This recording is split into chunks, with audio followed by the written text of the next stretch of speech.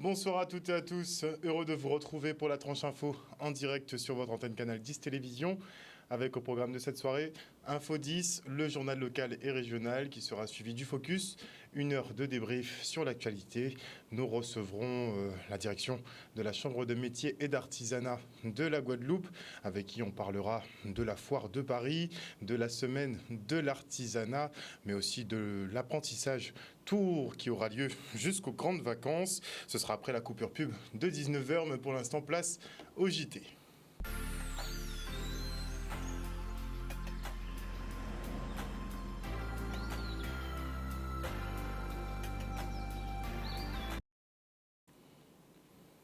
Nous sommes le jeudi 8 juin 2023 et une question se pose, à savoir qui en veut à Peggy Petit. Une question légitime pour ce marin pêcheur de Sainte-Anne qui pour la deuxième fois en 5 ans voit son embarcation couler.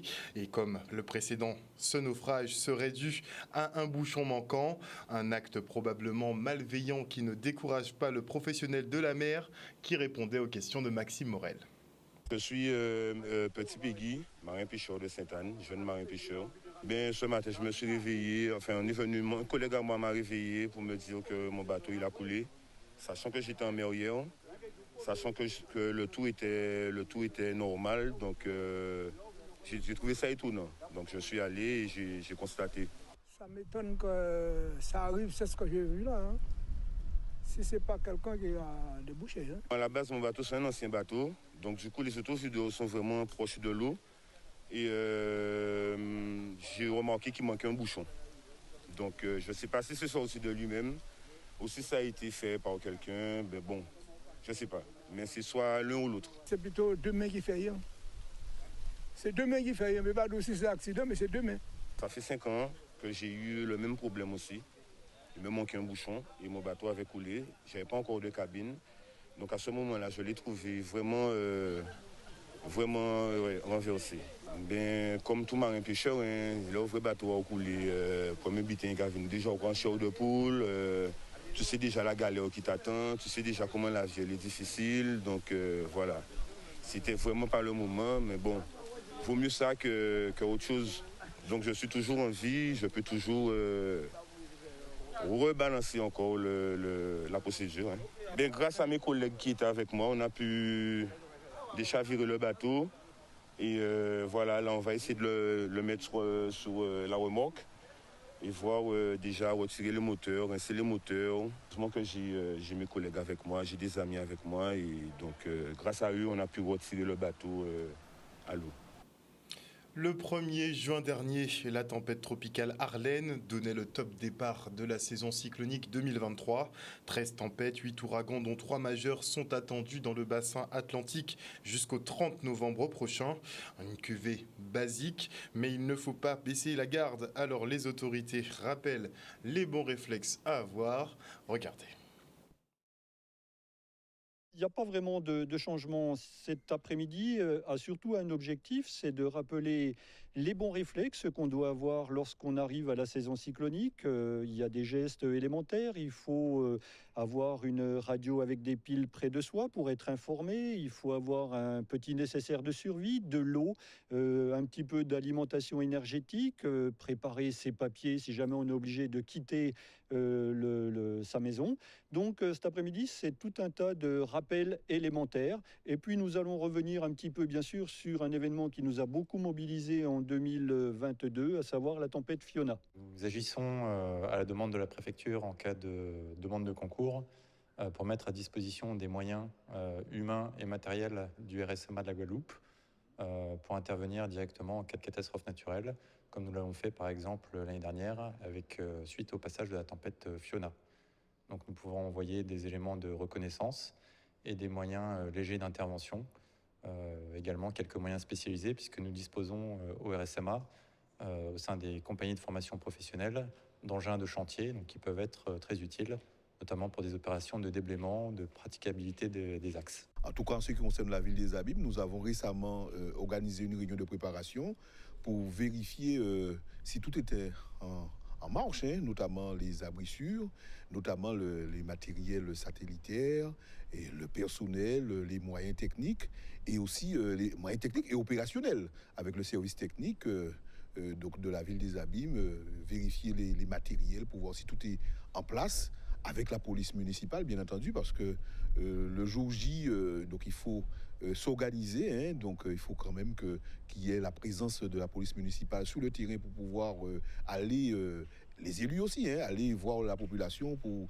que toute la population puisse se mettre dans des abris sûrs, puisse rester chez eux. On l'espère toujours, bien sûr, que la population soit à l'écoute. L'État, avec les collectivités et tous les autres organismes, souhaite bien sûr que chacun fasse sien les réflexes élémentaires, connaisse les couleurs de l'alerte. Je rappelle, le jaune, on se prépare, le jaune-orange, on finit les préparations, le rouge, on reste chez soi, le violet, on est confiné, et le gris, on reste vigilant. Voilà, donc c'est tous ces éléments-là qu'on rappellera au cours de cet après-midi. Un reportage de Charlie Dagonia. Et l'Office de l'eau, le parc national dresse un constat inquiétant, à savoir que le milieu marin se dégrade à vitesse grand V. La faute à l'assainissement défaillant en Guadeloupe, avec 3/4 des stations d'épuration hors d'usage, mais aussi à tous ces bateaux qui viennent mouiller illégalement un peu partout sur les côtes de l'île. De quoi tuer les récifs et autres espèces aquatiques. Alors, pour ne pas commettre les mêmes erreurs dans le futur, on sensibilise les plus jeunes sur la bêtise humaine, comme c'était le cas à Nogent-Sainte-Rose. Le reportage. L'Office de l'eau met en œuvre, dans le cadre de ses missions, des suivis de l'ensemble des milieux aquatiques et en particulier du milieu marin. Et dans le cadre de ces suivis, nous faisons le constat d'une dégradation assez avancée du milieu marin. Alors, cela se comprend assez aisément lorsque l'on connaît l'ensemble des pressions auxquelles sont soumis ces milieux. On peut parler de la pression assainissement, la pression agricole, et plus globalement de l'ensemble des activités humaines qui vont dégrader les milieux aquatiques. Et c'est pour faire prendre conscience aux enfants et à l'ensemble de la population de l'impact des activités humaines sur le milieu marin que nous avons tenu à mettre en place à l'occasion de la Journée mondiale des océans, cet éco-village au cours duquel les enfants pourront toucher du doigt les différents enjeux qui sont liés au milieu marin. Le projet qu'on présente, c'est un projet qu'on a fait nous-mêmes, c'est un projet air terrestre éducatif. On a nettoyé un site, d'abord on l'a visité, on est passé par plusieurs étapes, on a regardé, ensuite on a nettoyé, on a fait le tri. On a fait tout ce qu'on pouvait pour arrêter la pollution. Nous avons nettoyé ce site parce qu'il est cher pour nous, à notre cœur. C'est très important que la ville de Sainte-Rose puisse d'abord valoriser son espace maritime et terrestre. Nous sommes entourés d'eau en Guadeloupe. Et bien évidemment, Sainte-Rose, c'est une commune où il y a un magnifique littoral. Donc oui, c'était une très bonne idée. D'abord, je suis très heureux que l'Office de l'eau nous ait sollicité pour cela. Et puis c'est une occasion pour les enfants, d'abord, d'être sensibilisés sur la préservation du territoire et puis de savoir un petit peu comment que ça se passe ici, dans cet espace de Nogent, qui est un espace protégé et qui est un lieu extraordinaire et qui mérite tout le respect de tous les humains qui fréquentent cet endroit. Donc, c'est un moment important et je suis très heureux de voir qu'il y a autant d'enfants. Aujourd'hui, c'était parfait. J'ai bien aimé. Là, on est en train de présenter. Parce qu'en fait, on a envie de dire à tout le monde qu'il ne faut pas polluer, quoi. La nature, elle est trop belle pour avoir ça. Quand on pollue, la nature n'arrive pas à s'ouvrir à nous. Parce que c'est grâce à la nature qu'on a nos fruits, nos légumes, qu'on peut bien manger. Et c'est grâce aux arbres qu'on a de l'air, qu'on peut respirer. Et s'il n'y a pas d'arbres, il n'y a pas d'air et tout. Et il faut des arbres pour qu'on puisse bien respirer. Il faut la nature pour qu'on puisse vivre. Il faut tout ce qu'on a autour de nous. Et il faudrait éviter de polluer parce que quand on pollue, c'est sale et ça rend l'endroit beaucoup moins meilleur. Vous avez entendu, il faut tout ce qu'il y a autour de nous. Et dans le cadre du plan Logement Outre-mer 3, les bailleurs sociaux souhaitent co-construire avec les communes.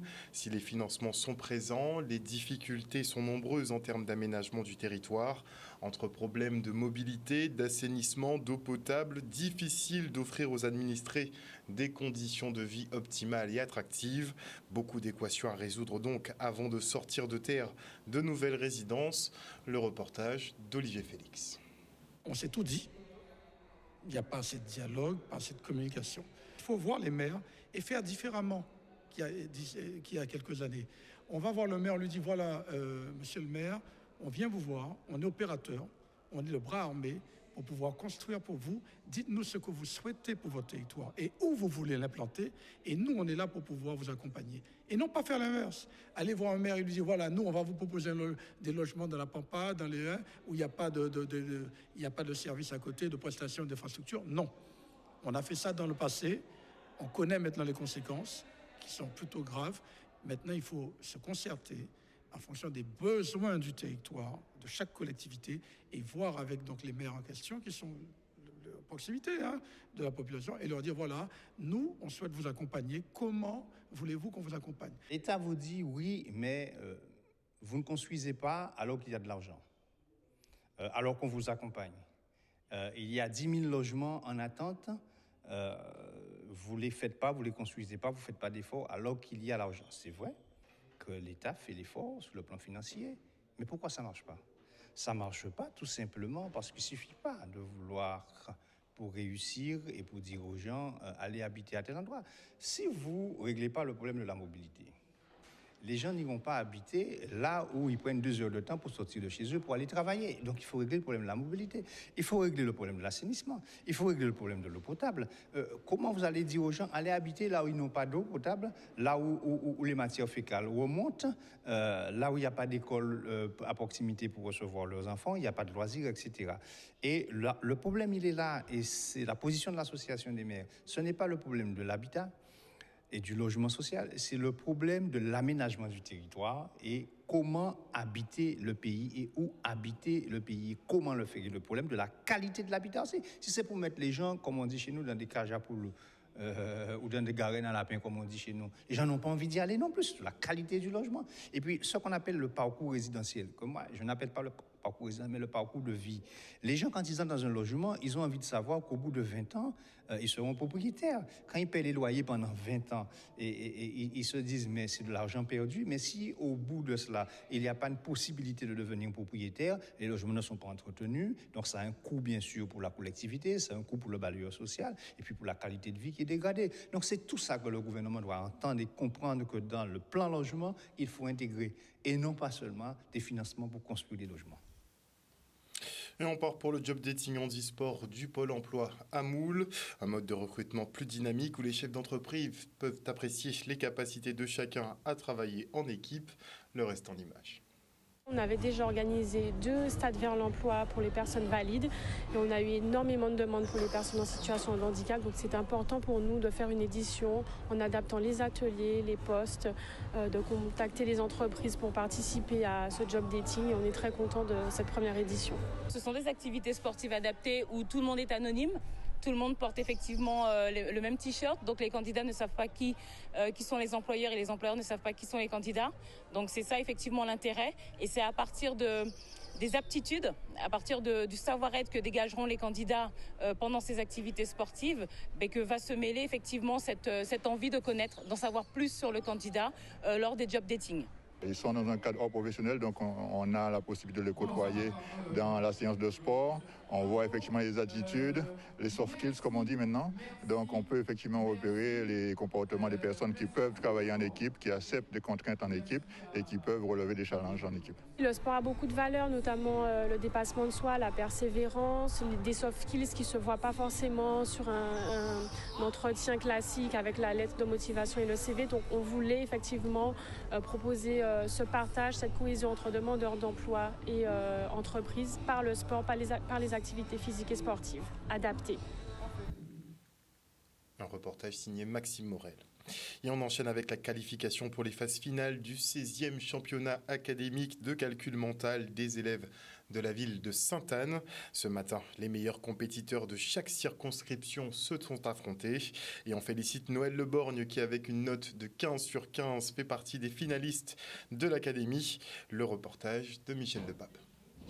Nous sommes donc réunis à l'école mixte 1, aussi Ginette Maragnès, au bourg de Sainte-Anne, pour organiser la finale radiodiffusée du championnat académique de calcul mental.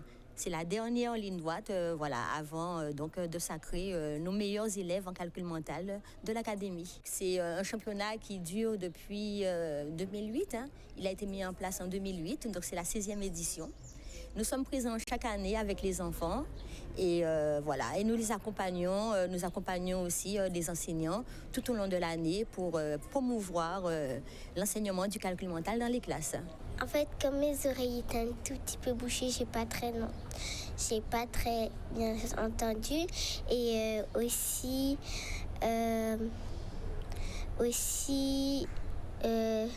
j'avais pas trop compris. Non, c'était pas un concours très compliqué. Je vais revenir pour gagner parce que j'aime bien les mathématiques.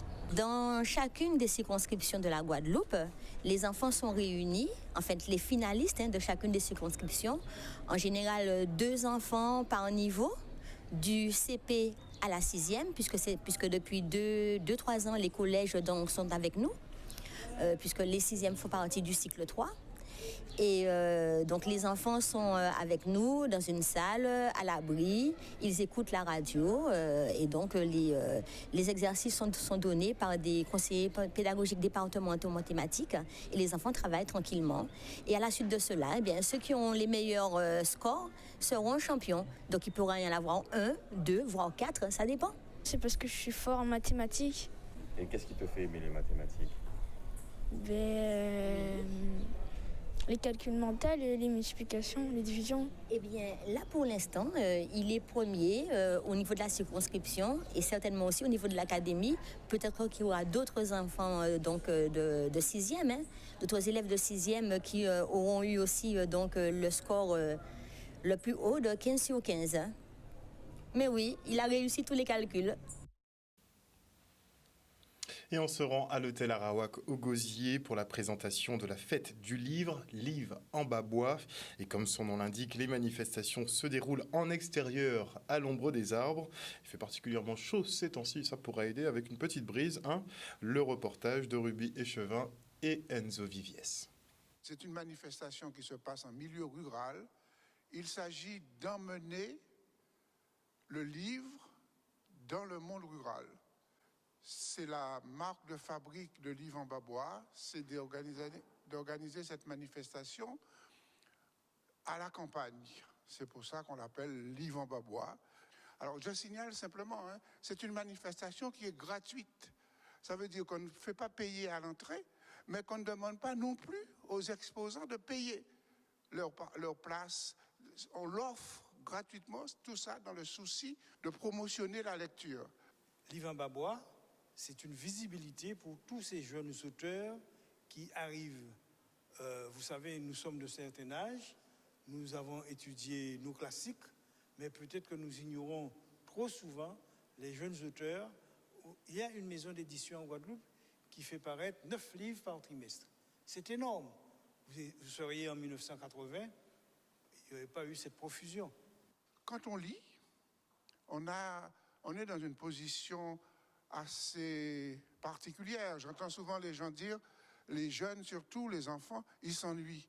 Quand on lit, on aime la lecture, on ne s'ennuie pas. Et puis la deuxième chose, la lecture, quand vous lisez le roman de quelqu'un, c'est vous qui le lisez. Il y a certains qui me disent, oui, quand on lit je n'ai pas besoin de le lire, parce qu'il y a eu le film.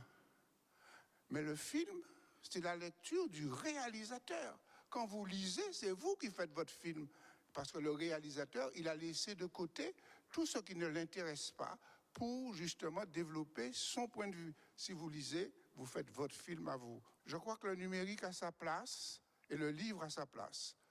On a cru, chaque fois qu'il y a eu une innovation, on a toujours cru que ce qui était ancien allait disparaître. On voit que le livre résiste parce que le livre même le livre numérique n'a pas les qualités, disons, l'importance ou le plaisir du livre papier. Mais le livre a de beaux jours devant lui. Et maintenant, je reçois Rodrigue Rabon, organisateur du Salon de la Beauté Noire, qui est en compagnie de Lydie Pellis, l'une des co-organisatrices de ce même salon. Bonsoir à vous. Bonsoir. Donc le Salon de la Beauté Noire, qui n'est pas le salon Black Beauty, on a tendance à faire l'amalgame. Vous confirmez? Oui, ce n'est pas du tout pareil. Disons que nous remercions d'abord Madame Glon d'avoir déjà mis ça en place, déjà. Et ensuite, c'est une formule totalement différente. Le nom a changé, le Salon de la Beauté Noire, déjà, premièrement. Nous avons mis en place tout un... On va dire le thème, les origines avec un S. Voilà, tout simplement. Et à quelles origines fait-on référence? Nous sommes de la Guadeloupe, nous sommes de la Caraïbe. Donc, on a parlé pendant longtemps du peuple arc-en-ciel. Nous sommes là, maintenant. Alors, à quoi aurons-nous droit pendant ce salon de la beauté noire? Alors, pendant le salon de la beauté noire, ça va être très chaud et j'invite déjà d'ores et déjà tout le monde à être présent sur ce salon.